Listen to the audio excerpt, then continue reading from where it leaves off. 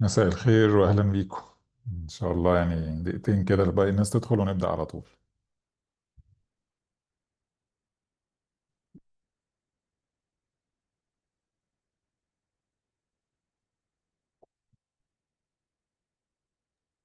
مساء الفل، ايه الاخبار؟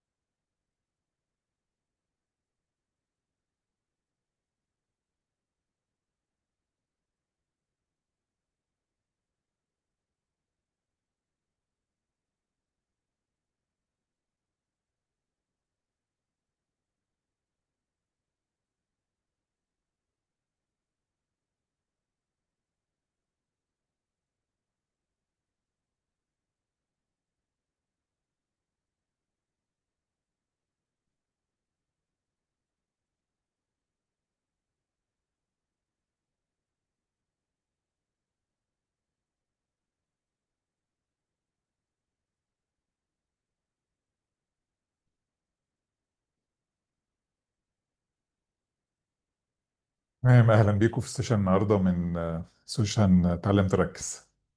يعني الاول كده قبل ما نبدا يعني احب ممكن تكتبوا لي في الكومنتس يعني ايه مشكلتك الاساسيه في التركيز اللي خلتك اهلا بيكم في السيشن النهارده تحجز النهارده في المحاضره دي سيشن تعلم تركز. من الاول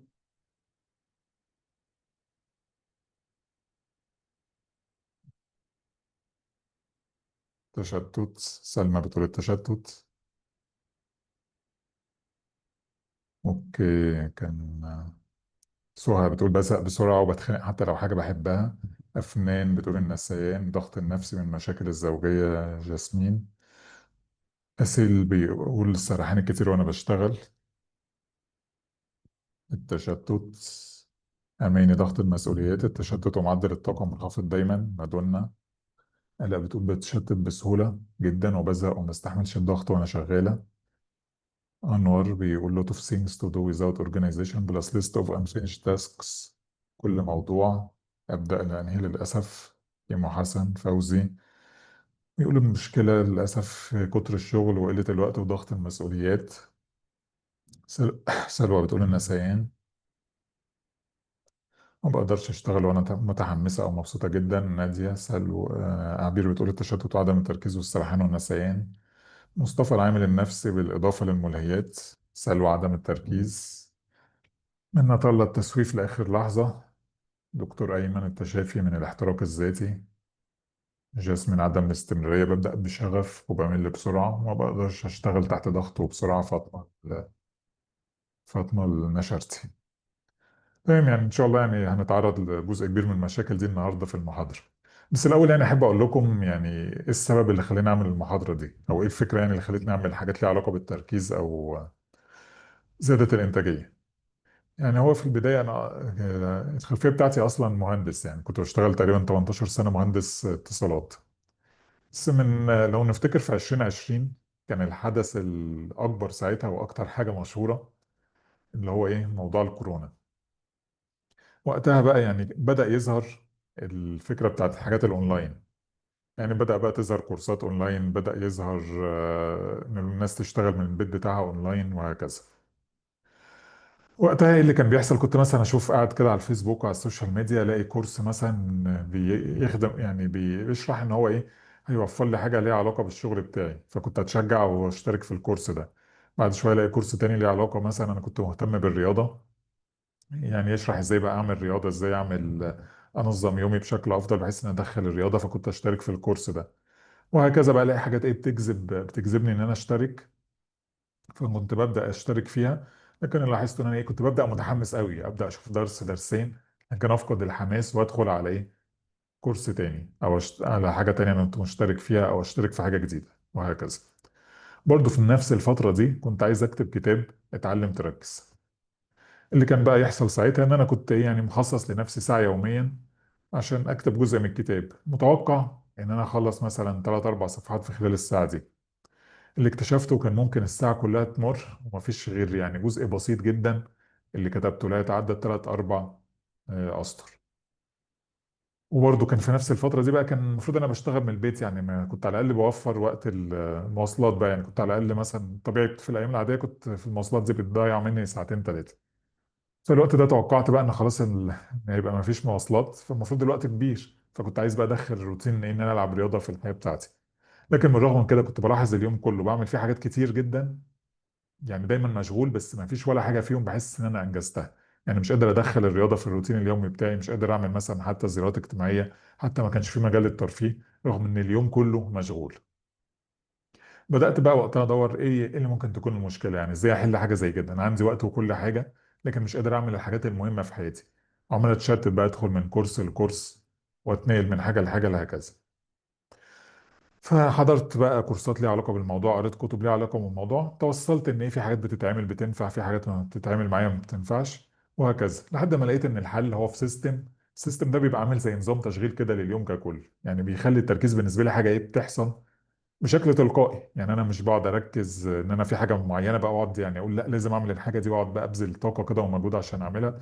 لا، في بدخل يعني سيستم معين بعمله في يومي بيساعدني بقى ان انا التركيز ده بالنسبه لي يبقى نمط حياه. لما بدأت بقى أطبق السيستم ده وأطوره، نجحت إن أنا أخلص كتابة عالم تفتكر 12 في أواخر 2020. عرفت أخلص الكورسات اللي كنت مشترك فيها، وكمان أطبقها واستفيد منها، ما يبقاش مجرد اشتراك على الفاضي. وكمان عرفت أدخل الرياضة كروتين في الحياة بتاعتي، يمكن من ساعتها يعني من سنة 2020 لحد النهاردة. وكمان عرفت بقى يعني يبقى في وقت للحاجات الترفيهية، في وقت للمسؤوليات أو الحاجات الاجتماعية وهكذا. فإن شاء الله في المحاضرة بتاعت النهاردة يعني ندي نبذة عن السيستم ده، ونشرح الحاجات أو نتكلم في الحاجات الأساسية اللي هي ليها علاقة بالتركيز، وإزاي نخلي التركيز بتاعنا أحسن ونتخلص من المشتتات، ونعرف أصلا إيه المشتتات دي وإزاي ممكن نتعامل معاها. بس الأول هشير جزء من هشير السلايدز، يعني بحيث إن تبقى ظاهرة عندكم.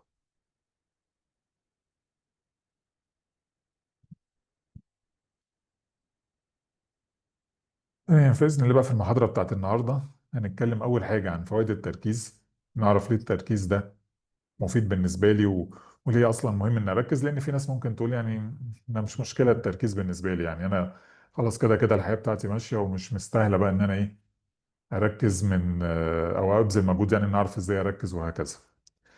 هنتكلم برضو عن تحديات التركيز، ان رغم ان التركيز ده مهم بالنسبه لي، الا ان برضو في بعض التحديات اللي بتقابلني، يعني في بعض التحديات كده والحاجات المشاكل اللي بتخليني مش قادر اركز رغم ان انا مدرك تماما ان التركيز ده مهم بالنسبه لي. والجزء الاخير بقى نتكلم عن سيستم فوكس، السيستم اللي هو اللي انا عملته واللي طبقته واللي ساعدني بشكل كبير جدا ان التركيز بالنسبه لي يبقى نمط حياه، وهو اللي ساعدني بقى اخلص كتابه علم تفتكر واخلص الكورسات وادخل الرياضه في الروتين بتاع الحياه بتاعتي وهكذا.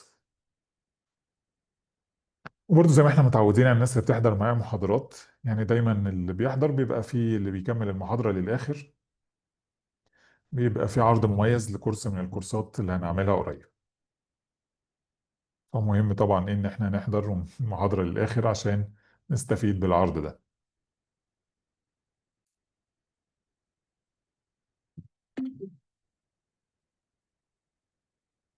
تمام، في ناس بتقول قرأت الكتب اللي أنا جايبها. تمام، برضه لو تكتبوا يعني استفدتوا منها إيه أو إيه اللي طبقتوا منها.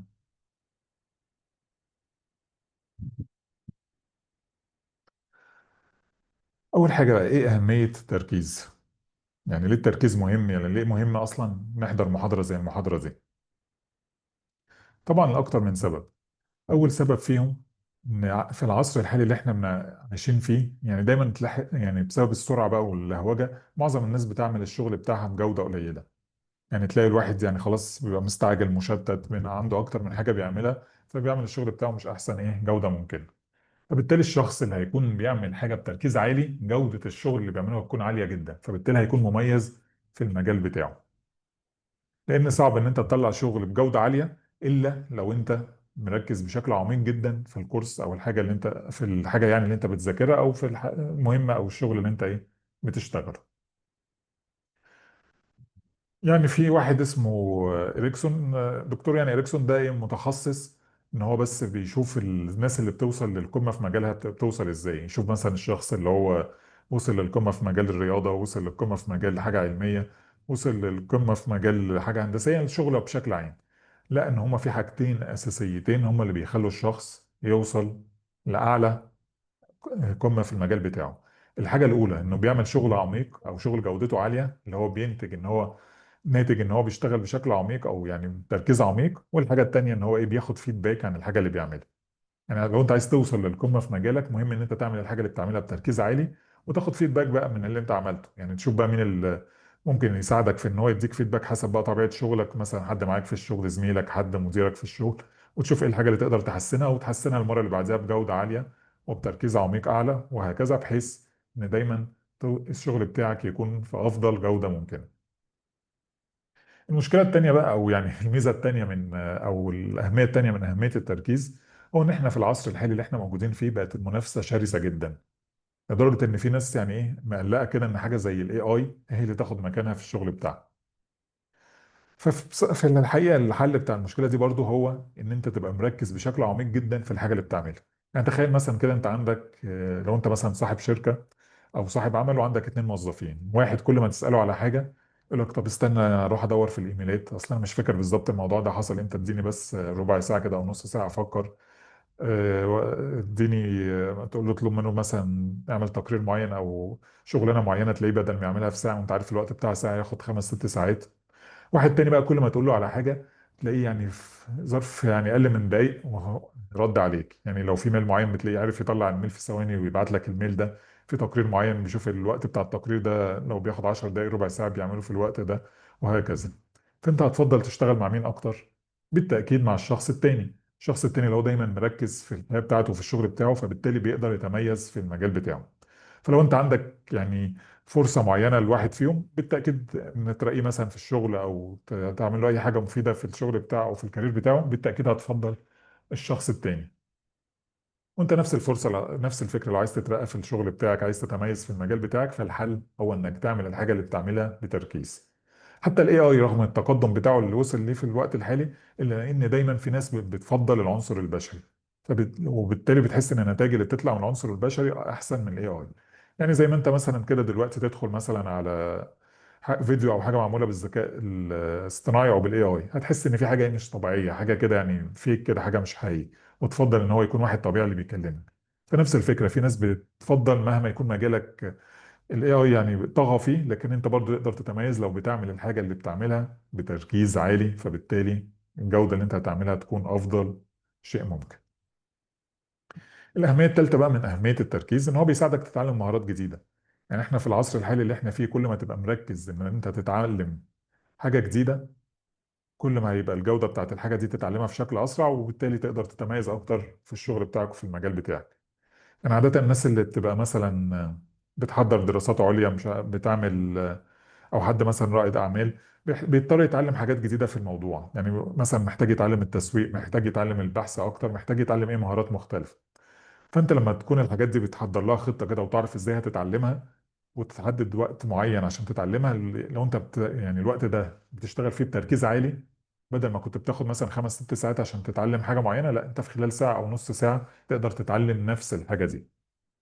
الفكرة كلها كل ما التركيز بتاعك يكون أعمق، كل ما هتقدر تعمل الحاجة اللي أنت عايز تعملها بشكل أفضل.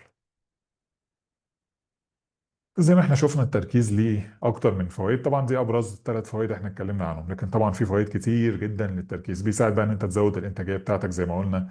بيساعد إن أنت تقدر تنجز أكتر، وتبقى دايما حاسس برضا عن نفسك وإنجازاتك. وطبعا بالتالي يعني نتيجة لما الجودة بتاعت العمل بتاعك عالية، هتزود الدخل بتاعك، وهتحسن الصحة بتاعتك، وحاجات فوائد تانية كتير جدا.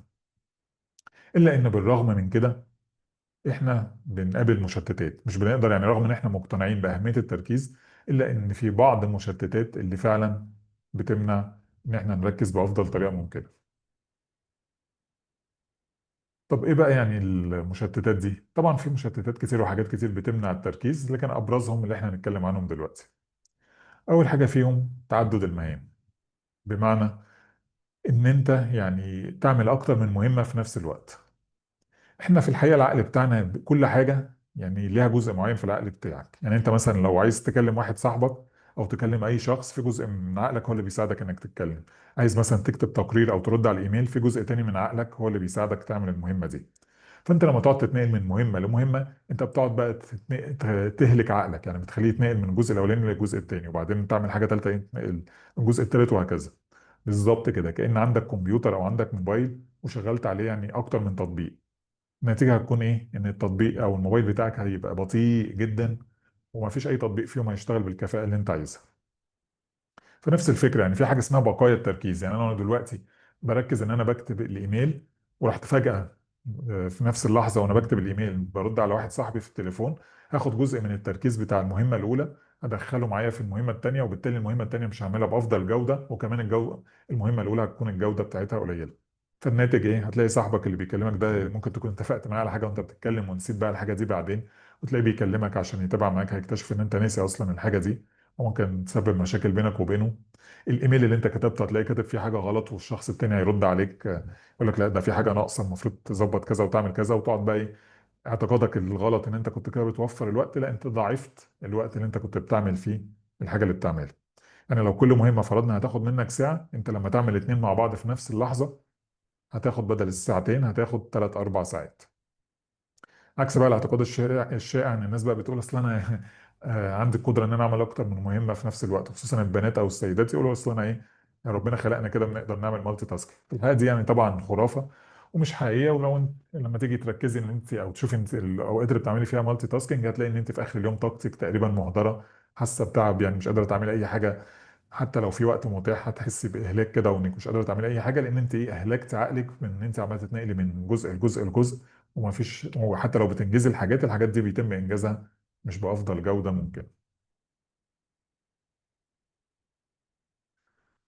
برضو الحاجه التانيه اللي بتعمل تشتت، الناس بقى اللي دايما ايه مشغوله. انتوا عارفين دايما الاشخاص اللي طول الوقت ماسك التليفون يرد على حد معين، ماسك كل شويه عنده اجتماع، كل شويه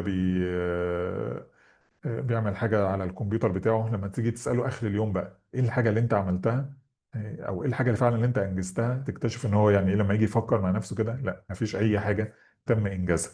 على طول حاسس بتأنيب الضمير، حاسس بجلد الذات، حاسس إن هو دايما في حاجة إيه المفروض يعملها وما قدرش يعملها. في الحقيقة المشكلة دي سببها إيه؟ إن الشخص ده ما عندوش هدف في حياته، هو بيصحى كده بيقول بيمشي اليوم بيوم حسب بقى ما المهمة تيجي، أو حسب ما اليوم يمشيه هو بيمشي وراه. وبالتالي دايما انجازاته قليله في حياته، دايما ما فيش حاجه معينه يعني فعاليه كده بينجزها، ودايما عنده ايه، تشتت دائم ومشاكل في يومه، ودايما الطاقه بتاعته مهلكه، لانه شاغل نفسه من اكتر من حاجه زي ما قلنا، وفي نفس الوقت ما فيش اي انجاز بيعمله، يعني هو مجرد بس ايه، يرد على التليفون، يعمل اجتماعات وهكذا. فلو انت الشخص ده ركز كده ان انت ايه، كل يوم على الاقل يبقى عندك هدف، حاجه معينه عايز تطلع بيها من اليوم بتاعك. يعني بشكل مبسط ممكن تعمل تو دو ليست، او ممكن يبقى في هدف رئيسي يقربك بقى من الرؤيه بتاعتك الكبيره، او من الهدف الكبير بتاعك، وده هنتكلم عنها بالتفصيل في المحاضره يعني. الاسبوع الجاي هقول لكم في الاخر ازاي ممكن نشترك فيها. ممكن انت بقى من الناس اللي بتتعرض لحاجه زي كده، يعني لو انت مثلا قاعد في الشغل بتاعك كل شويه بقى تلاقي حد من الناس دي معدي عليك بقى يقول لك فكره في الشغل بتاعك، يقول لك يشتتك عن الحاجه اللي انت بتعملها. فانت ايه يعني، فكره بسيطه ممكن تعملها، تحط زي هيدفون كده على دماغك، بحيث ان هو يعتقد ان انت حتى لو انت مش مشغل فيها حاجه، تلاقي الناس اللي زي دي تعتقد ان انت ايه، بتسمع حاجه معينه، وبالتالي هتتجنبك، يعني هتسيبك بقى تعمل الحاجه اللي انت بتعملها. ونفس الفكره لو انت بقى من الموضوع ده من ضمن اصلا اللي هي السماعه دي، يعني برضو من ضمن مش بتحب تستخدمها، ممكن تعمل زي ورقه بسيطه او يافطه بسيطه تكتب فيها ايه، ان انا يعني برجاء عدم الازعاج انا بعمل حاجه مهمه دلوقتي او اي حاجه، وهكذا.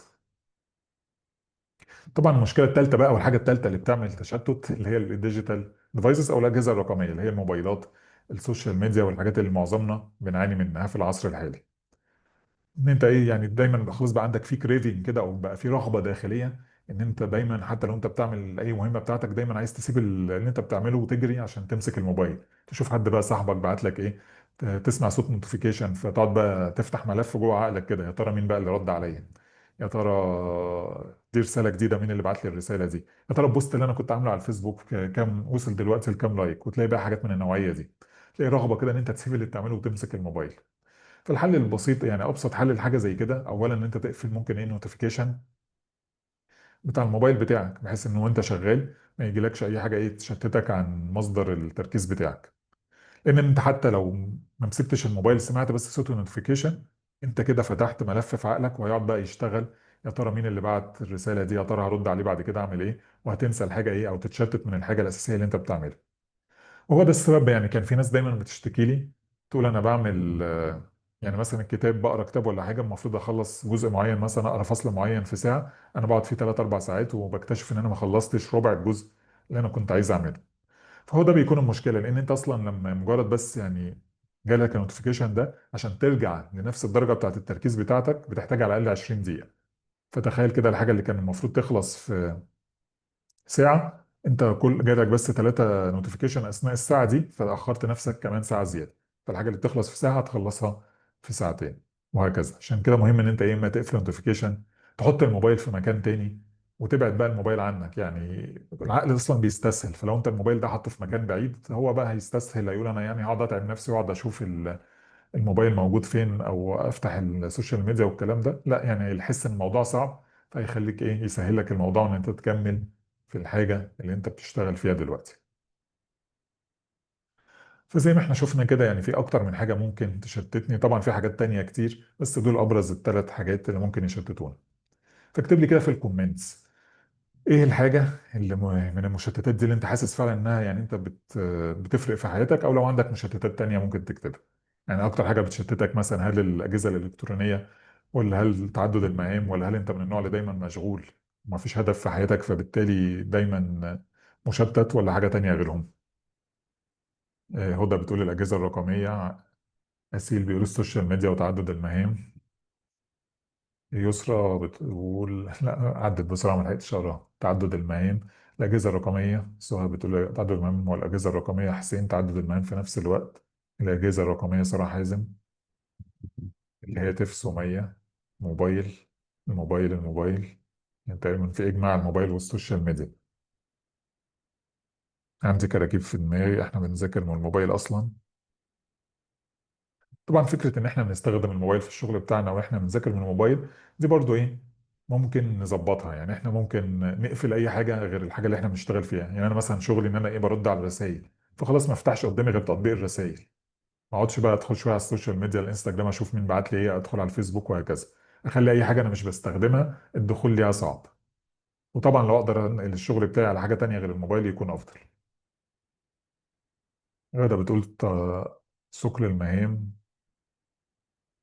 تيمو بيقول جميع الاسباب. تمام. احنا لحد دلوقتي اتكلمنا عن ايه، أهمية التركيز، وعرفنا أبرز المشتتات اللي ممكن تكون. يعني رغم ان التركيز ده مهم جدا بالنسبة لي، ان انا في بعض الحاجات اللي بتشتتني. يعني برضه عشان اختبار كده للتركيز سريع، يعني احنا لحد من شوية اتكلمنا عن 3 حاجات او 3 أهمية، يعني أهمية 3 نقط من أهمية التركيز. اللي فاكر كده ال3 نقط دي ممكن يكتبهم على الشات دلوقتي. احنا قلنا أول سبب ايه، وتاني سبب ان التركيز يكون مهم ايه، وتالت سبب ايه.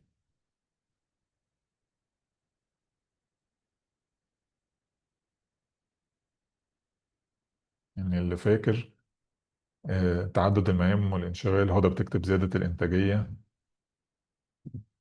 أيوة أيه صح، جودة العمل العالية.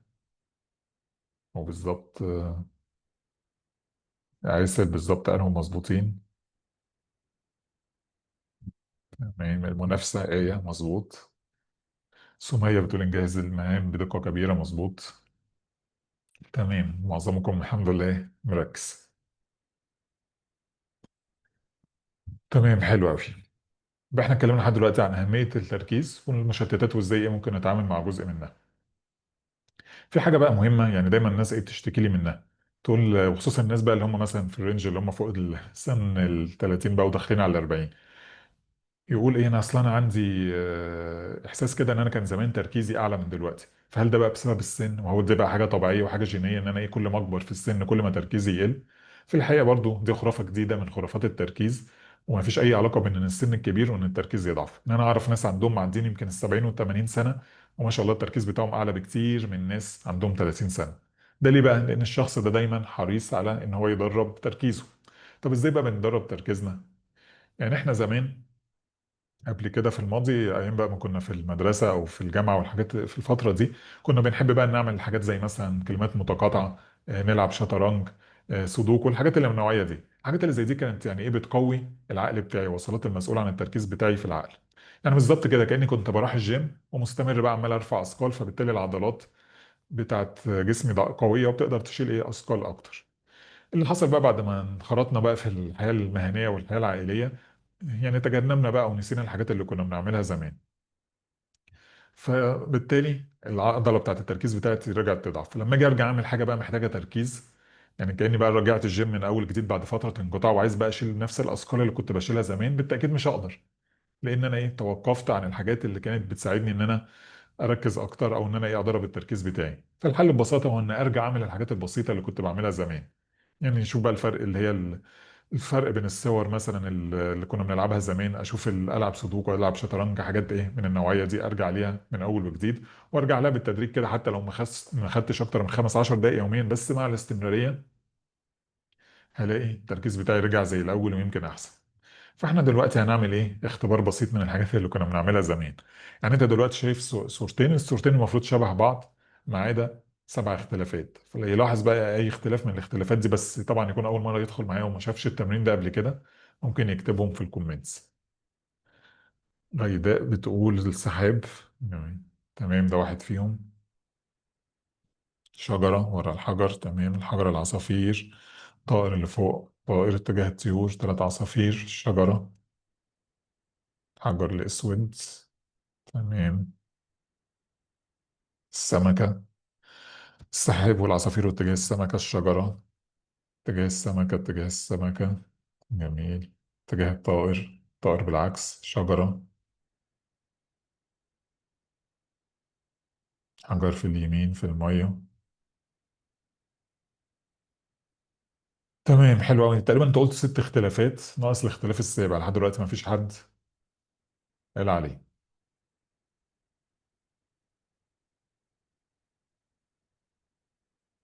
يعني أسهله لكم، هو حاجة إيه في الجزء اللي تحت من الصورة.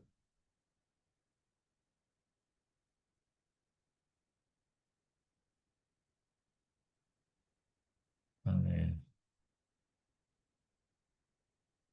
يعني لحد دلوقتي لسه إيه ما فيش حد جابه. يعني هو يعني إيه زي ما إحنا شفنا الصورة دلوقتي.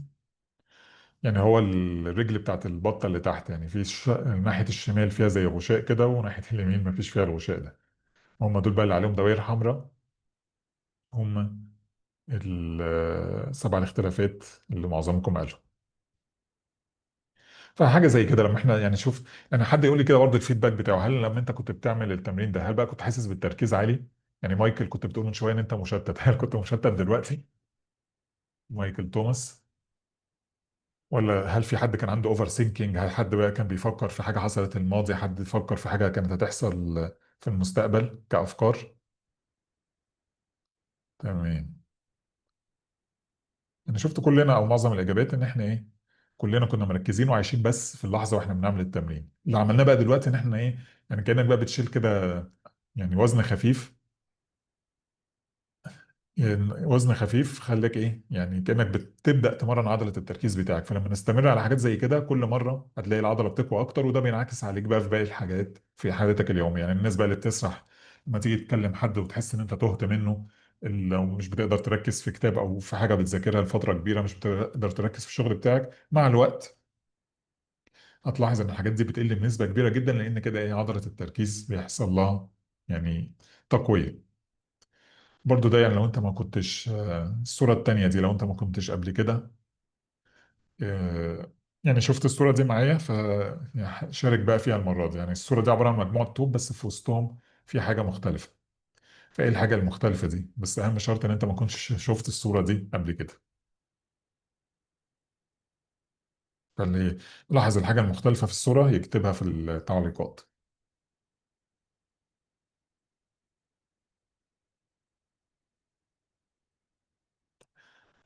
ضفدع، زلطة، حجر زيادة، ثعبان، بورس، راس تعبان، زلطة، فار، أسمنت، ضفدع، سيارة، طائر، رأس فرخة، سيجارة، رأس ثعبان، أسمنت، عصفورة.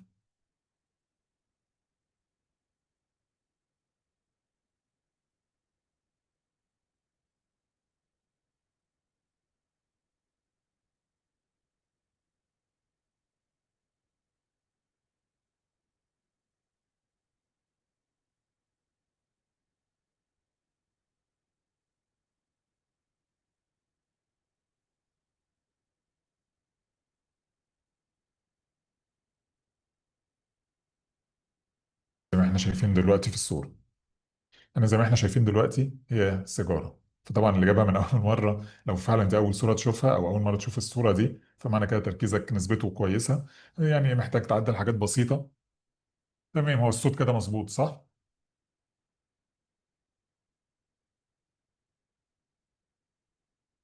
تمام اوكي. فاحنا زي ما احنا شفنا الصور دي بقى، سواء حاجات تمارين زي دي او التمرين بتاع اختلاف الصور، دي حاجات ايه اللي واحنا اثناء واحنا بنعملها بنبقى مركزين بشكل كبير جدا، ما فيش اوفر ثينكينج، ما فيش سرحان.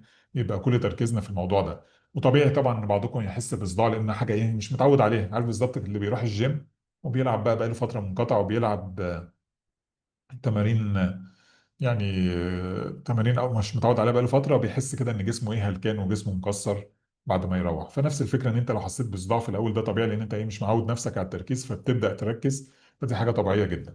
مع الاستمراريه الصداع ده هيقل وتركيزك هيقل. ومع الوقت هتلاحظ ان انت ايه تركيزك بيتحسن في معظم مجالات حياتك. دي طلعت ايه سيجار. فاحنا لحد دلوقتي اتكلمنا، عرفنا أهمية التركيز، عرفنا أنواع المشتتات إزاي نتعامل معاها، وإزاي إيه تمرينات بسيطة زي دي ممكن نمرن بيها عضلة التركيز. فبرضه إيه اختبار تاني للتركيز للناس اللي مركزة معايا من الأول. اكتب لي كده في الشات الثلاث مشتتات اللي إحنا اتكلمنا عنها. إحنا اتكلمنا عن ثلاث أنواع رئيسية من المشتتات، قلنا إزاي ممكن تتعامل مع المشتتات دي. فاللي فاكرهم يكتب كده في الكومنتس.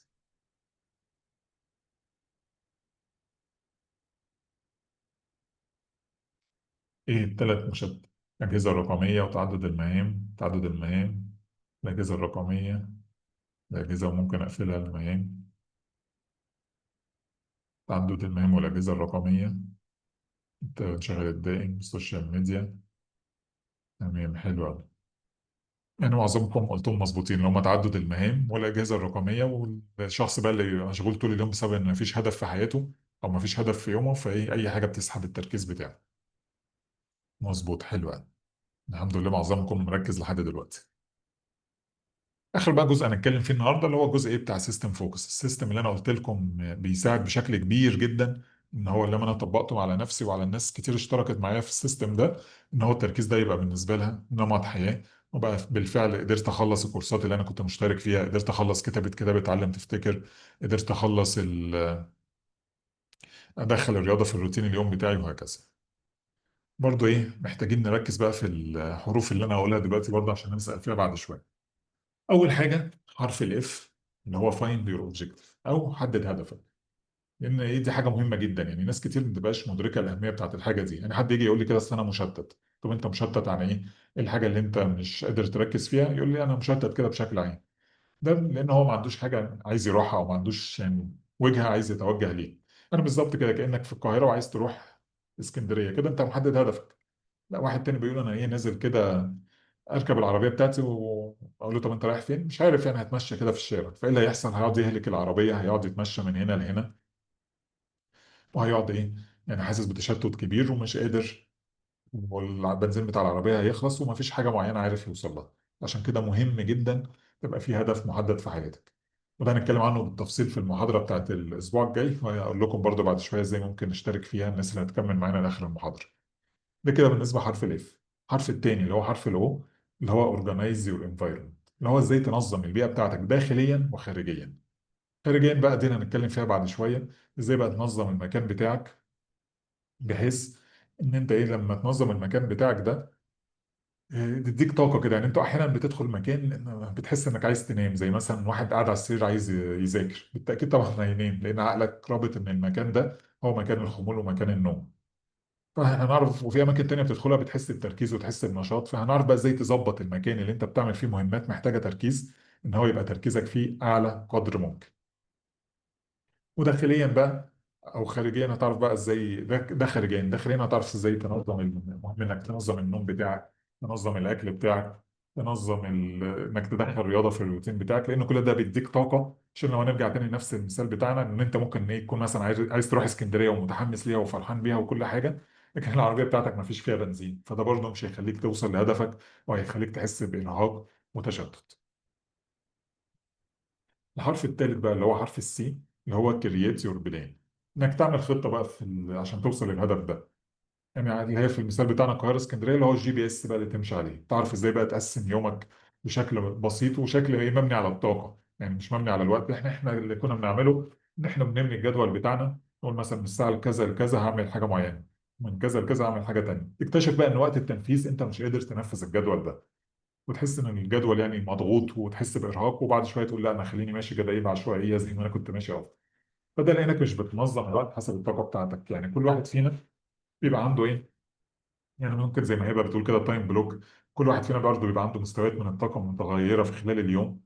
فبيبقى مهم جدا بالنسبه لك ان انت تبقى مظبط ايه اللي هو الطاقه بتاعتك والوقت بتاعك، بحيث ان انت يبقى ايه التركيز بتاعك في اعلى حاجه ممكنه. يعني بمعنى ان انت مثلا تقول ان انا النهارده الطاقه بتاعتي اعلى في الوقت الفلاني، او ان انا النهارده اعلى طاقه في اليوم بتاعي ان انا ايه في الصبح في الوقت الصباح مثلا. لحظه بس عشان الشير.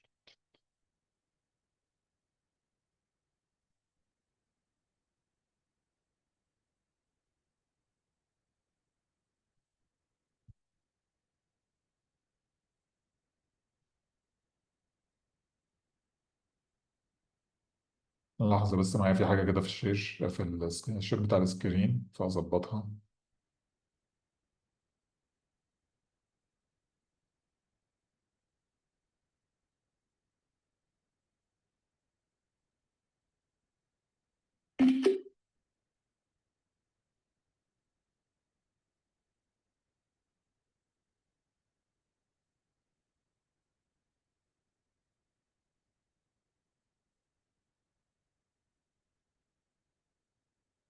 تمام، فعرفنا ايه ان احنا مهم ان احنا نبقى عارفين نعمل خطه، بحيث ان احنا يبقى في اثناء اليوم بتاعي ابقى عارف كل لحظه، او يعني كل فتره زمنيه ايه الحاجه اللي انا محتاج اعملها، بحيث ان تركيزي يكون اعلى واقدر اوصل للهدف بتاعي. اخر حاجه بقى اللي هي حرف الاس، اللي هي stay mindful، اللي هو يعني ازاي اكون عايش في اللحظه. لان ده من ضمن الحاجات المهمه بالنسبه لي في ان انا امشي ايه بشكل منظم، واكون مركز في اليوم بتاعي. زي ما شفنا من شويه كده، لما كنا بنعمل حاجه محتاجين فيها تركيز ما كانش فيه اي افكار بتيجي في عقلي. فالناس بقى اللي بتشتكي من اوفر ثينكينج، اللي هو دايما في افكار بتيجي مرتبطه بالماضي، افكار مرتبطه بالمستقبل، ده بيمنعهم ان هم يركزوا.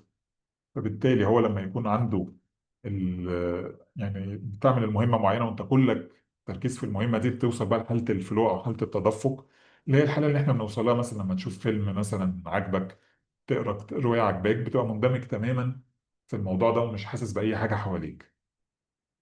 لما انت بقى تكون بتعمل ال...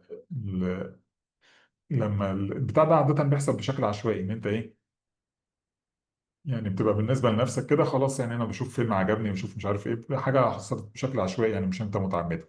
ففي الفكرة بقى او الحقيقة ان احنا في حاجات ممكن نعملها قبل ما نبدأ في المهمة، الحاجات دي بتساعدني ادخل في حالة التدفق دي، وبالتالي بوصل لأعلى درجة من درجات التركيز بتاعي.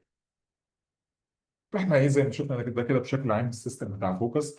والحاجة يعني اللي هنشرحها بشوية من التفصيل دلوقتي، اللي هو ازاي تنظم البيئة بتاعتك، بحيث ان انت فعلا يعني ايه زي ما قلنا يبقى البيئة بتاعتك حاجة يعني تديك القدرة أو يعني القابلية إنك يعني إن يبقى التركيز بتاعك في أعلى حالاته، مش مجرد بس إن أنت بتقعد في مكان كده وتشوف إيه اللي هيحصل. فده بنعمله إزاي؟ عن طريق حاجتين نظبطهم. أول حاجة المكان زي ما قلنا، وتاني حاجة نمط الحياة بتاعتك بقى، اللي هو الأكل أو الشرب والرياضة وتظبيط النوم. طب بالنسبة للمكان بقى نظبطه إزاي؟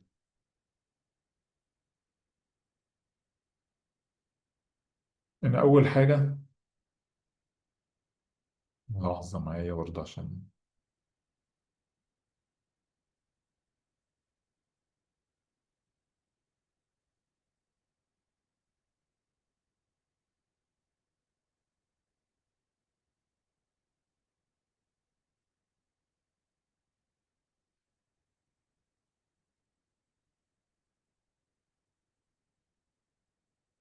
تمام، يعني أول حاجة بالنسبة لي مهمة اللي هو التنظيم. بمعنى ايه؟ ان انا اتاكد ان المكتب بتاعي يكون منظم. يكون منظم ازاي؟ لان انا لو انا مثلا هذاكر حاجه معينه دلوقتي، او هعمل حاجه محتاجه تركيز، العقل بيتشتت، او عقلي يعني بيتلكك عشان يتشتت. فكل ما الاقي ان في حاجات كتير، حاجه على اليمين وحاجه على الشمال وكتب هنا وكتب هنا، اللي بيحصل ساعتها للاسف ان عقلي بيتشتت من الحاجات دي. ومهم جدا ان انت لو هتروح على المكتب بتاعك تكون منظم المكتب ده، يعني ما فيش عليه حاجه غير الحاجه فعلا اللي انت محتاجها. انا مثلا محتاج ورق معين، هو ده بس اللي يكون موجود. محتاج اللابتوب بس، هو ده بس اللي يكون موجود. كده عقلي هيكون مركز بس في الحاجه اللي انا بعملها. ده بيساعد بقى على ايه؟ ان المكان بتاعي كده يعني يكون فيه طاقه كبيره. وبرضه من الحاجات اللي بتحسن الطاقه ان انا اظبط بقى حاجات معينه زي الاضاءه، زي الصوت بتاع المكان، زي ان يكون في مساحه كويسه، فيه تهويه وهكذا. طب الاضاءه بظبطها ازاي؟ يعني افضل حاجه الإضاءة الطبيعية. أنا لو المكتب بتاعي أقدر أدخل فيه ضوء طبيعي، أنا كده يعني إيه، أبقى وفرت يعني 90% من الموضوع أو حليت 90% من المشكلة. إن كل ما يبقى فيه إضاءة طبيعية ده بيبقى أريح على العين، فبالتالي العين مش بتحس بتعب، وبالتالي لما العين تحس بتعب ده بيسبب لي نوع من أنواع التشتت. طب افرض أنا ما عنديش إضاءة طبيعية، أحاول بقى يعني أزود الإضاءة على قد ما أقدر، يعني يكون الإضاءة اللي هي النور الأبيض المريح للعين. إن كل ما الضوء يكون مريح للعين كل ده ما بيساعدني على التركيز وبيقلل التشتت بتاعي. الجزء التاني طبعا لو انا اقدر اذاكر في مكان او اشتغل في مكان ما فيش فيه ضوضاء، يعني يكون فيه هدوء تام، ده طبعا افضل حاجه. طب افرض انا ما عنديش القدره ان انا اعمل حاجه زي كده، انا بشتغل مثلا الشغل بتاعي في ناس كتير حواليا، في ناس بالتليفونات رايحه جايه، بسمع صوت الجرس بتاع التليفونات، بتشتت بين الناس اللي بتطلب حاجات وهكذا. طب الحل بتاعها ايه؟ الحل بتاعها ممكن زي ما قلنا نجيب هيدفون واشغل فيها حاجه اسمها ايه، وايت نويز. اللي هو الوايت نويز ده يعني ببساطه كده اللي هو زي صوت المروحه. الصوت ده بيعمل تردد معين بيخلي عقلي يدخل في التردد بتاع التركيز. طبعا انا ما فيش جنبي مروحه، يعني ادخل على اليوتيوب ادور على وايت نويز او حاجه اسمها باروك ميوزك واشغلهم وانا بسمع، فده هيساعدني ان انا ايه، يكون التركيز بتاعي في اعلى درجه ممكنه، حتى لو المكان اللي حواليا فيه ازعاج او فيه دوشه وانا مش قادر اتحكم في الدوشه دي. طب درجة الحرارة، يعني أحيانا لما نكون بقى في أيام حر قوي أو أيام برد قوي بتحس إن أنت إيه، متضايق كده، مش قادر تركز، بتحس إنك مشتت، لأن الحرارة ليها دور كبير جدا على التركيز بتاعك. فأبقى يعني أحسن حاجة هو إن أنت يبقى درجة الحرارة بتاعتك معتدلة. يعني لو أنت في تكييف تقدر تظبط على درجة معتدلة اللي هي 36 26 27 يبقى حلو قوي. رحت في مكان مثلا زي بورس زي الشغل بتاعك في تكييف مركزي، أنت مش قادر تتحكم في درجة الحرارة، فإيه اللي يحصل ساعتها؟ يبقى ساعتها ايه يعني، اما طب اعمل حسابك في الهدوم. لو انت مثلا في وقت صيف وعارف ان التكييف ده ممكن يكون بيبرد الدنيا قوي، يعني خد معاك شال خفيف، جاكيت خفيف، بحيث حاجه ايه تلبسها وما تحسش بالبرد بتاع المكان. والعكس بقى لو احنا في الشتاء وحاسس ان المكان ممكن يكون حر، برضه يبقى معاك زي جاكيت او حاجه تشيلها، بحيث انك تحس ايه درجه الحراره تكون معتدله عشان التركيز بتاعك يكون اعلى درجه ممكنه. ومهم طبعا الهواء يكون متجدد، لأن الهواء المغلق ده لو أنت دايما قافل المكان اللي بتشتغل منه أو بتعمل حاجة محتاجة تركيز، بيسبب إن الهرمونات بتاعة التركيز ما بيتمش إفرازها، ودايما بيبقى هرمونات الخمول بقى هي إيه اللي بيتم إفرازها، فطول الوقت تحس بخمول، تحس إنك عايز تنام وهكذا. فالحل طبعا إما إيه تجدد الهواء ده عن طريق بقى تفتح الشبابيك من وقت للتاني، إما أنت بنفسك بقى تسيب المكان، أنت تتمشى 5 دقايق 10 دقايق في أي مكان خارجي، بحيث انك ايه تجدد الهواء بتاعك وتجدد الخلايا بتاعت العقل بتاعك. برضه حاجه مهمه ممكن تظبط بيها المكان، الروايح. كلنا لما احنا ايه يبقى فيه روايح نفاذه قويه سواء بقى حلوه او وحشه بتخليني ايه مش قادر اركز في الحاجه اللي بعملها. ده يدل لان الروايح دي ليها دور او جزء معين ليها، يعني ليها تاثير على التركيز. طب حل حاجه زي كده ايه؟ يعني في بعض الروائح المعينه اللي بتساعدني ان انا اكون مركز، زي روائح الحاجات الحمضيات زي الليمون مثلا والبرتقال، القرفه، ريحه اللافندر، النعناع، حاجات زي كده. بس طبعا نخلي بالنا لان في ناس يعني احيانا لما بقول لهم المعلومه اللي زي دي بيفتكروا ان الروائح دي يعني ايه بيستخدمها في اي مكان. الروائح دي فايدتها انها تزود الطاقه بتاعتك والتركيز بتاعك، فبالتالي لما انت تكون رايح تنام ما تستخدمهاش في اوضه النوم. لو انت هتستخدمها في اوضه النوم هتخلي عندك طاقه اكتر، وبالتالي مش هتقدر تنام بسهوله وجوده النوم بتاعتك هتكون قليله. طب لو انت بقى في المكان بتاعك، يعني انت مثلا لو انت في مكان مغلق خاص بيك تقدر تستخدم الروائح زي دي، بس انت افرض بقى في مكان مفتوح، اوبن اريا، الكلام ده كله تعمل ايه؟ ممكن بقى تستخدم شموع او زيوت، تجيب زيوت العطريه بقى اللي فيها الروائح دي، وتجيب زي فوطه كده تحط عليها الزيت ده وتمسح بيه وشك من فتره للتانيه. تستخدم يعني ايه شمعة، حاجه بسيطه، بحيث ان الروائح دي انت بس اللي تحس بيها، يعني مش شرط الناس كلها اللي حواليك تحس بيها، وبالتالي تسبب لهم ايه اي نوع من انواع الازعاج، وانت ايه تكون حققت الهدف بتاعك وهو ان انت يحسن التركيز بتاعك. طبعا الجزئيه الاخيره بقى من جزئيه المكان، يعني في ناس بالنسبه للوقت معين، الناس بالنسبه لهم يعني بيبقى قادرين يحددوا الوقت بالدقه، لو انت في اي وقت كده تساله الساعه كام هيقدر يقول لك الساعه. وفي ناس تانية يعني مهما يعني دايما تلاقيه سرحان كده، سرحان ومش حاسس بالوقت بتاعه.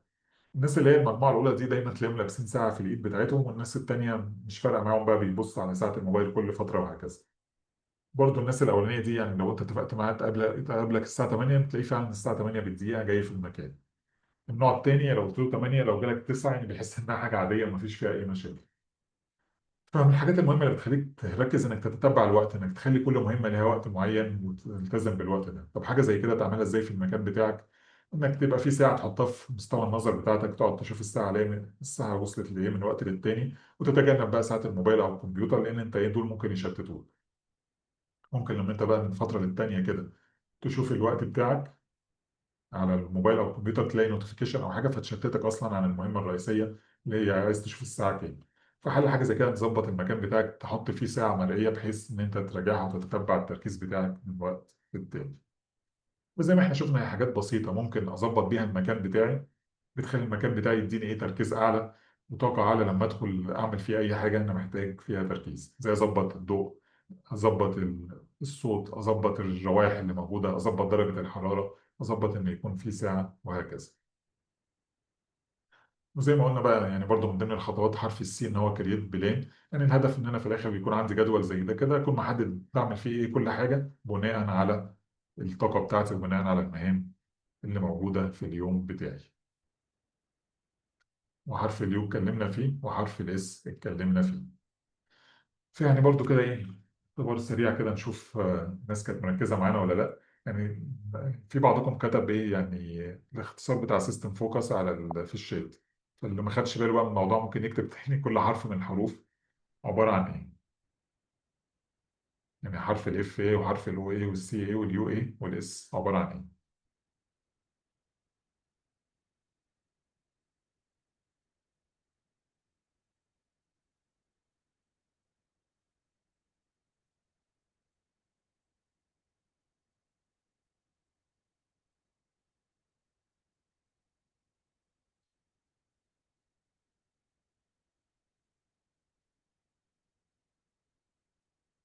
find organize تمام، create utilize تمام، نوع. دكتور عزة بتقول اف حدد هدفك، نوع برضه اخر حاجه stay mindful. find your goal, organize, create your plan, utilize, stay. لا stay اخر حاجه stay mindful. ده اللي بتقول اف حدد هدفك. اسال انهم مظبوطين.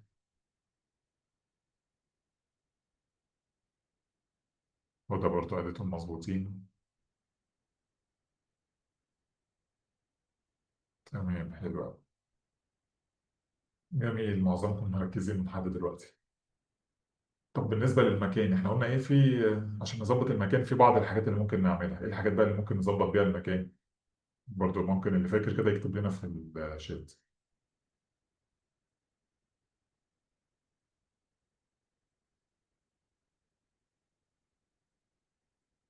الحرارة والروائح مظبوط، إضاءة تهوية درجة الحرارة تنظيم المكان. إضاءة لا طبيعية. الإضاءة تنظيم المكان، إضاءة والصوت والحرارة والروائح الوقت. تهوية، درجة الحرارة التنظيم. الإضاءة والسعة والروائح، جميل جدا.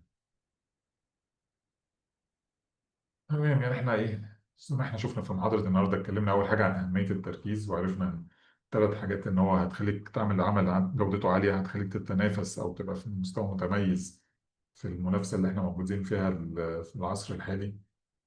وعرفنا المشتتات وأهمها حاجات زي تعدد المهام والأجهزة الرقمية وإزاي ممكن نتعامل معاهم. وعرفنا إيه نبذة سريعة عن سيستم فوكس، وركزنا أكتر عن المكان بتاعي، إزاي المكان ده ممكن أنظمه، سواء بقى أنظم المكان نفسه كتنظيم، أظبط الإضاءة، أظبط الروائح، أظبط التهوية والحاجات دي كلها اللي اتكلمنا فيها. تمام، فقبل برضه ايه ما ارد على الاسئله، يعني زي ما احنا وعدتكم يعني الناس اللي هتكمل معايا لحد دلوقتي اقول لكم على عرض مميز على المحاضره اللي هنعملها يوم الاحد الجاي. المحاضره اللي هنعملها يوم الاحد الجاي زي ما احنا شفنا كده في سيستم فوكس، يعني من اهم الخطوات تحديد الاهداف اللي هي حرف الاف. اللي هي فايند يور اوبجيكتيف. هنتكلم فيها بالتفصيل المحاضره الجايه ازاي بقى تحدد هدفك بشكل مبسط وسهل، بحيث ان كل اي حد هيحضر هيبقى عنده خطه كده وعارف ايه الهدف اللي هيعمله الفتره الجايه وايه الخطه اللي يمشي عليها يوميا، بحيث ان التركيز بالنسبه له يبقى حاجه مستمره لحد ما يوصل للهدف ده. هنتكلم برضو فيها عن حاجه مهمه جدا وهي التسويف، لان رغم ان انت محقق هدفك وكل حاجه الا انه ممكن تسوف الخطوات اللي توصلك للهدف ده. بسبب ايه بقى؟ بسبب اكتر من حاجه يعني نتكلم فيهم في المحاضره ونعرف كل حاجه فيهم ازاي ممكن تحلها وازاي ممكن تتعامل معاها. ونتكلم برضه عن زي ما احنا شفنا كده بعض التدريبات اللي عملناها النهارده، الناس وهي بتعملها حست ان التركيز بتاعها في اعلى حاجه ممكنه، فده برضه هنعمله المره الجايه. المحاضرة أصلا التكلفة بتاعتها المفروض 2000 جنيه، لكن طبعا في عرض مميز للناس اللي معانا لحد دلوقتي، وهو ان هو تبقى التكلفه بتاعتها 550 جنيه بدل 2000 جنيه. كل بقى الطرق والسداد والكلام ده كله هتتبعت على الواتساب جروب، بس طبعا العرض ده في حاله السداد في خلال 48 ساعه. وبرضه يعني في زي ماني باك جارانتي، يعني حتى لو انت حضرت المحاضره وحسيت بعدم استفاده نهائيا، فطبعا ممكن بتبعت لنا وبنرد لك المبلغ اللي انت دفعته بشكل كامل. وطبعا هي محاضرة مهمة جدا، هتكون يوم الأحد الجاي الساعة 5:30، هتكون برضه مسجلة، هتكون تقريبا حوالي ساعتين ونص 3 ساعات. محاضرة يعني عملية أكتر من نظرية، بحيث إن أي حد يخرج من المحاضرة هيكون زي ما قلنا عارف الهدف بتاعه وعنده خطة، يعرف بالظبط هو هيعمل إيه عشان يحقق الهدف ده، بحيث إن التركيز بتاعه يكون بأفضل طريقة ممكنة. فطبعا اتمنى كلكم تكونوا مشتركين معانا في المحاضره، وزي يعني فرصه مش هتخسر حاجه، مجرد احضر ما استفدتش اطلب من لك المبلغ وهكذا. ومبلغ يعني تكلفه بسيطه وما تعداش وجبه غدا مثلا الفتره الحاليه اللي احنا موجودين فيها.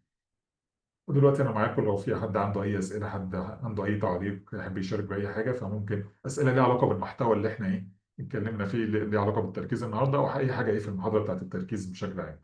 الحاجات بقى من نوعيه المحاضره مسجله، المحاضره كام ساعه، الحاجات دي دي نخلي الرد عليها بعدين. بس لو في اي حاجه ليها علاقه بالمحاضره النهارده ممكن نكتبها في الشات وانا ارد عليها دلوقتي.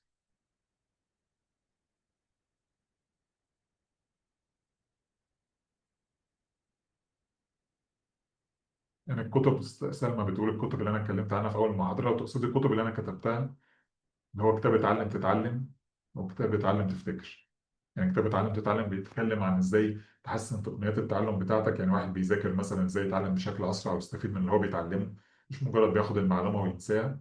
وتعلم تفتكر اللي هو بقى بيتكلم عن تقنيات التذكر بشكل عام، يعني ازاي احسن الذاكره بتاعتي، ازاي اطور التركيز بتاعي، ومتجنب بقى ان انا يعني الحاجات بقى ان انا كل شويه انسى الحاجات بتاعتي فين، انسى المعلومات اللي انا بتعلمها وهكذا. مهتم يعني بالكتب دي برضو، بيبقى في عرض مميز لاي حد من الناس اللي موجودين معانا، مجرد بس بتبعتوا على الواتساب البرايفت الخاص، يعني مش على الجروب، وتقول انا كنا موجودين في المحاضره وعايزين العرض الخاص بالكتب.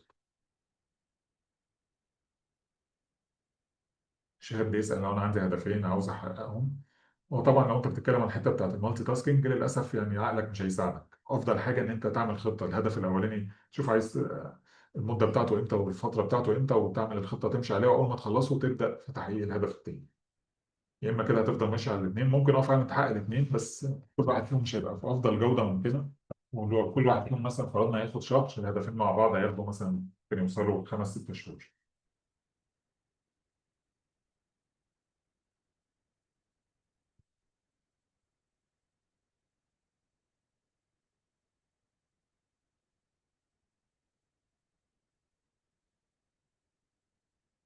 يعني المشتتات ببساطه اللي احنا اتكلمنا فيها، اللي هو المالتي تاسكينج، عرفنا ازاي تتخلص منه.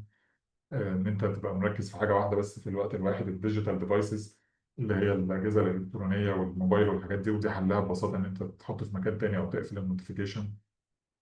الشخص اللي طول الوقت مشغول، اللي هو بيبقى دايما مفيش انجاز في اخر اليوم، لو جيت سالته في اخر اليوم يا ترى ايه الحاجه اللي انت عملتها، تلاقيه مش قادر يحددها. وده حله ان هو يبقى محدد هدف، يعني هدف بقى بشكل مستمر كده، هدف شهري، هدف يومي. دي اللي هنتكلم عنها بالتفصيل اكتر في المحاضره الجايه.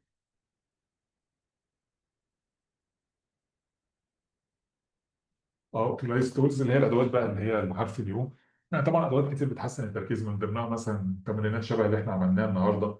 في بعض التقنيات زي بيسميها بلايفول ستايل، بمعنى ان كل واحد فينا يعني ليه نمط للعب. بمعنى ان انت زمان وانت صغير، يعني كان في طريقه معينه من اللعب انت بتحبها، حاجه لما بتعملها بتنسى نفسك، بتحس فيها بمرح. يعني واحد مثلا طريقته المفضله في اللعب بنسميها ستوري تيلر، اللي هو الشخص اللي بيحب يحكي قصص دايما. تحس كده ان هو بيبقى مندمج قوي لما يجي يحكي لك حدث بسيط يحوله لقصه. واحد تاني باحث، اللي هو دايما يحب، او كوليكتور قصدي، بيجمع الحاجات، يحب بقى يدور على المعلومات يجمعها وهكذا. فانت لما تستخدم النمط ده في الشغل بتاعك تركيزك هيكون يعني في اعلى حاله ممكنه، هتوصل بقى لحاله الاندماج اللي قلنا عليه. يعني ازاي؟ لو انت من النوع مثلا ستوري تيلر، خلاص انت حول اي حاجه بتعملها لقصه. انت هتبعت ميل لواحد معين، حول الميل ده لقصه، بدل ما الميل يبقى بالنسبه لك تاسكايه تقيله وممله، لا انت حوله لقصه. هتلاحظ تركيزك فيه اعلى والنتيجه هتكون افضل، وهكذا بقى على حسب كل حاجه. طبعا في تولز تانية كتير هنتكلم عليها في سيستم فوكس.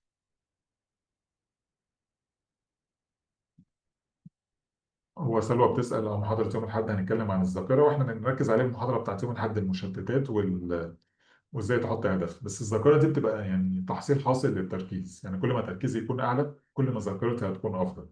يعني انا دلوقتي لو بقول لك معلومه ما، بقول لك بقى ركزي كويس قوي في المعلومه دي، زي ما احنا عملنا دلوقتي. انا كنت بقول لكم مثلا ركزوا في السيستم بتاع فوكس، ناس كتير ايه قدرت تفتكرها بعد كده. فهي نفس الفكره، ان انت لما تكون مركز صح الذاكره بتاعتك هتتحسن بشكل تلقائي.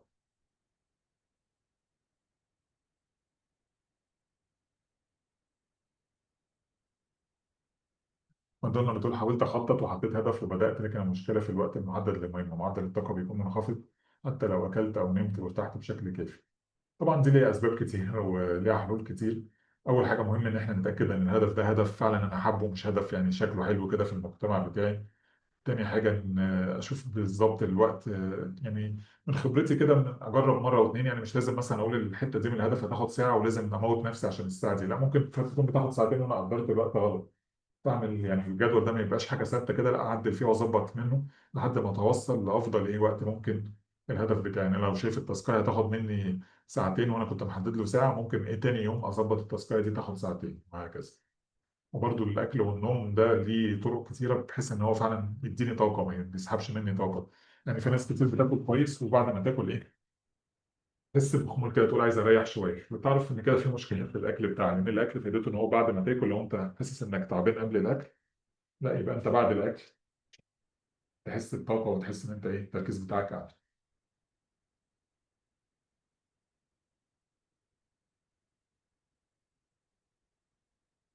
سؤال بتقول لو دماغي انا بشوف يعني الاسئله اللي هي مش مكرره، بتقول لو دماغي بتفكر في اكتر من حاجه في وقت واحد، ولما ابدا في حاجه بتفضل دماغي مشغوله الافكار التانيه، ازاي اتعامل؟ طبعا دي حلها اللي هي حرف الاس اللي هو بتاع ستي مايندفول، اللي هو بتاع سيستم فوكس. وببساطه كده لحد ما تبقي ممكن مثلا في يوم من الايام تحضري معانا السيستم. ببساطه ان انت ايه، لو في افكار كتير في دماغك قبل ما تعملي المهمه اكتبي كل الافكار دي على ورق. كده عقلك هيرتاح وهيعرف ان الافكار دي بقت ايه في مكان امن او في مكان خارجي، وان هو يرجع لها بعدين. دي فايدتها حاجتين، فايدتها ان تقدري تركزي في المهمه الجديده من غير الافكار دي. طبعا الموضوع بيحصل بشكل تدريجي، يعني بتحتاجي تعملي مره دي مره واثنين وثلاثه واربعه لحد ما خلاص تتقني الموضوع. وفايدتها التانيه ان انت ممكن الافكار دي تكون حاجه فعلا هتفيدك بعد كده في شغلك او في حياتك الشخصيه والمهنيه، وتقدري ترجعي لها، تكون عندك في مكان خارجي ترجعي ليها من فتره للتانيه.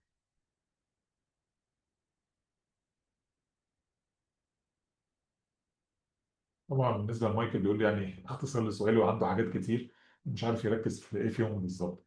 هي الحل طبعا، يعني احنا كل ما نبقى مشتتين بين اكتر من هدف وحاطين اهداف كتيره في حياتنا ومش قادرين ننظم اولوياتنا، كل ده بيعمل التشتت. ومعظم الحاجات دي مش هنقدر ايه يعني ناخد ندي حقها، وبالتالي الجوده بتاعتها مش هتكون افضل طريقه ممكنه. فالحل ان انا اشوف اكتر حاجه مهمه في الحاجات دي كلها واديها هي ايه، اخصص لها كده ساعتين او ساعه ونص، ساعتين في اليوم، واديها كل تركيزي في الساعتين دول. وباقي الحاجات اعملها بشكل يعني ايه شكل خفيف. يعني العيله طبعا مش هحتاج فيها تركيز قوي، بس غير ان انا ايه اخصص لها وقت في يومي. الامتحان التمهيدي ده لو فعلا مفيد بالنسبه لي، اشوف ويكون ممكن يكون ده هو الحاجه المهمه وهو اللي اخصص له الساعتين دول. مش مهم يبقى خلاص بقى مش فارقه معايا، احضره وقت ما احضره وهكذا.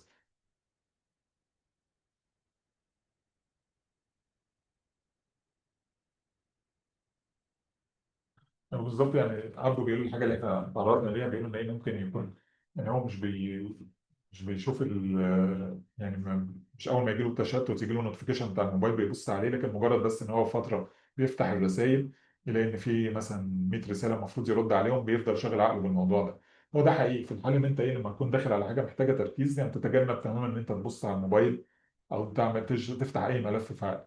لان انت طول الوقت هتفضل ايه مشغول ان انا عايز ارد على الحاجات دي، ودي تخصص لها وقت. الرسائل دي لو مهمه تقول مثلا ان انا ايه، كده كده مثلا النهارده الساعه 7 ل 8 ده الوقت اللي هرد فيه على الرسائل، فكده عقلك هيرتاح يعرف ان في وقت معين انت هترجع ترد فيه، فبالتالي هيخليك تتفرغ للحاجه اللي انت بتعملها دلوقتي.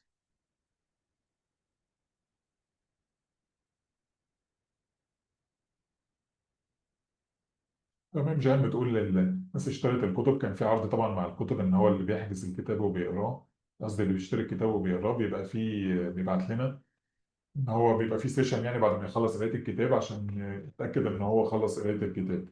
يعني يقرا الكتاب ويتاكد ان هو المشاكل اللي عنده او الحاجات اللي عنده تم مش موجوده اجابتها في الكتاب، بيبعت بقى على الواتساب يقول انا اشتريت الكتاب وقت كذا والموبايل اللي هو شاري بيه ويحجز معايا سيشن.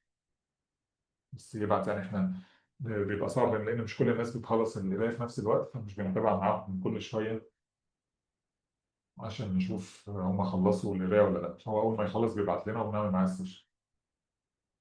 دكتور ايمن بيسال عن علاج الاحتراق الذاتي. طبعا الاحتراق الذاتي او البيرن اوت ده ليه اكتر من سبب.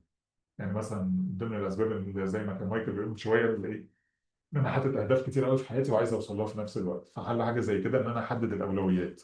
يعني انا يكون اقول ان انا في الفتره الحاليه دي مش هعمل غير كذا. برضه السبب التاني ان انا ما باخدش بريكس، يعني انا متخيل كده ان انا طول ما انا بشتغل كده ايه بنتج اكتر.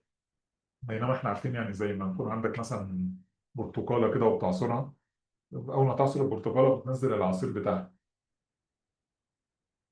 في فتره معينه لما تيجي تدوس عليها مهما تدوس خلاص مش هتنزل اي عصير. هو ده اللي بيحصل لنا لو احنا على طول شغالين شغالين شغالين من غير اي بريك. ده بالتالي بيسبب لنا الاحتراق الذاتي. فعلى ان انا ايه من فتره للتانيه اخد بريك وبريك حقيقي. يعني مش بريك بقى كل شويه ادخل على الموبايل اشوف مين بعت لي ايميل او ادخل على السوشيال ميديا. لا، بريك اجدد فيها طاقتي واجدد فيها التركيز بتاعي والطاقه بتاعتي.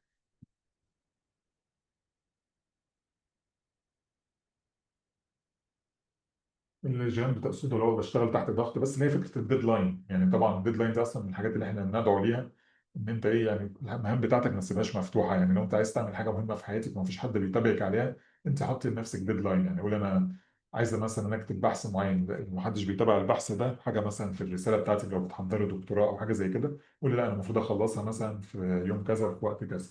هتلاقي ايه كده فرضتي ديدلاين على عقلك، فبالتالي الضغط زاد، فتقدري تنجزي المهمه بتركيز اعلى.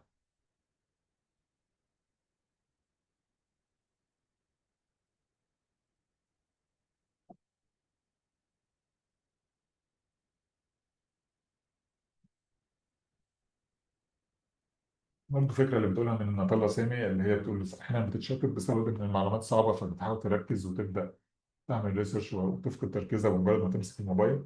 يعني أنت حددي إيه، يعني خلاص أنا بذاكر حاجة دلوقتي أو بعمل حاجة دلوقتي معلومات صعبة وحاسس برغبة إن أنا أمسك الموبايل عشان أعمل ريسيرش، لا أنا أجل بقى الموضوع الحاجة الصعبة دي أشوف موضوع تاني إيه أسهل أذاكره. وأخلي وقت الريسيرش ده أظبط له وقت في اليوم بتاعي. أقول ان مثلا دلوقتي الساعه 3 وانا بذاكر وحاسس ان المعلومه دي صعبه، انا هعمل بحث عليها الساعه 5.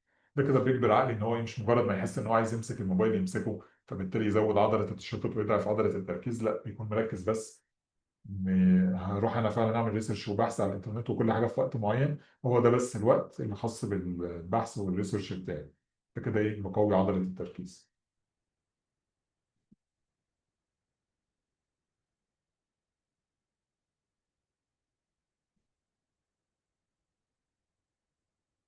تمام. في برضه أسئلة تانية كتير، يعني الأسئلة دي هراجعها وهنعمل بقى في الفترة اللي جاية بيها يا إما لايفات على الفيسبوك صفحة الفيسبوك، يا إما بوستات أو ريلز على الفيسبوك برضه.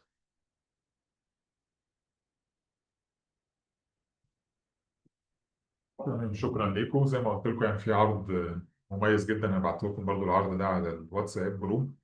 يعني بشجع الكل إن هو يشترك فيه، وكده كده مش هتخسر حاجة. عجبك عجبك، ما عجبكش هتطلب إن إحنا إيه تسترد المبلغ وتسترده بالكامل. لكن المحاضرة هتكون مهمة إنها تساعدك إزاي التركيز بتاعك يكون نمط حياة، عن طريق بقى انك تحدد هدف وتتخلص من التسويف، ونعمل بقى تمارين عملية تساعدك ان انت تخرج من المحاضرة او السيشن دي اللي هي تكون حوالي ساعتين ونص ثلاثة بهدف واضح وخطة عملية لما تمشي عليهم بعد كده.